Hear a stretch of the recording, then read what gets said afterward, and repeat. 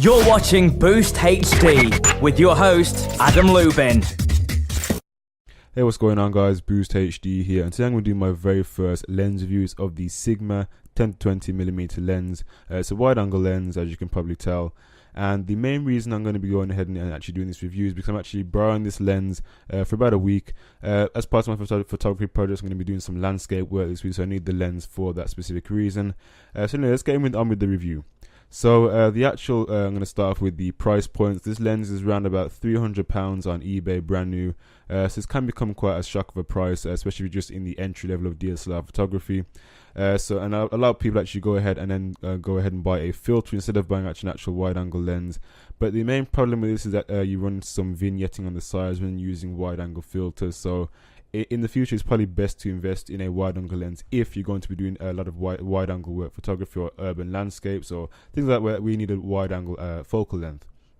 So at 10mm, the f-stop on this lens is 4.0, and then when it's zoomed out all the way to 20mm, it increases to 5.6. So it's not going to be the best performer in low light, but then again, it's not really used for that. It's mainly just for, it's better to be used in the day when you'll be doing wide open landscape photography. If you want to be doing landscape within low light situations, you're probably better off with a prime lens with a much lower f-stop.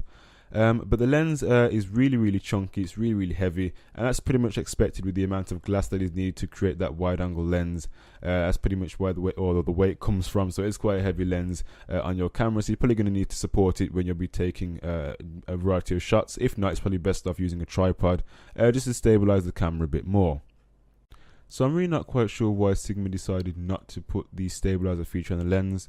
I'm guessing you're probably only going to really run this problem if you're going to be doing any video work where the camera is going to be in constant motion. But I'm guessing if you're going to be using a tripod, for example, you won't really have the problem at all with image stabilization. Or even if you're going to be taking general photos, you're going to be trying to hold the camera as steady as possible. You shouldn't really worry about this problem too much, although it is an issue that is on this lens.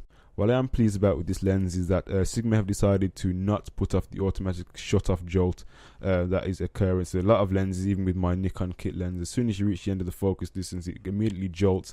We can actually put some jolt into the camera motion if you're going to be doing any video work. And it's also quite noisy if you're not using an external camera. So I'm actually glad that they actually completely put a smooth ring on that doesn't immediately jolt once you actually reached the end of the focus distance. It simply just continues. It won't move anymore, but it'll continue into a nice smooth motion without creating that immediate jolt, which I think is a very good idea, and it's also very useful if you're going to be doing any video work. So now I'm going to show you me taking a few photos now using the wide angle lens. I'm going to show you how these pictures turn out. So here you go, this is how this first one turned out, and I'm going to show you a few of the shots I've actually taken, so I'm going to let that play. So anyway, guys, in Boost HD here, thank you for watching. Don't forget to rate, comment, subscribe, and I'll see you in the next video. Bye for now.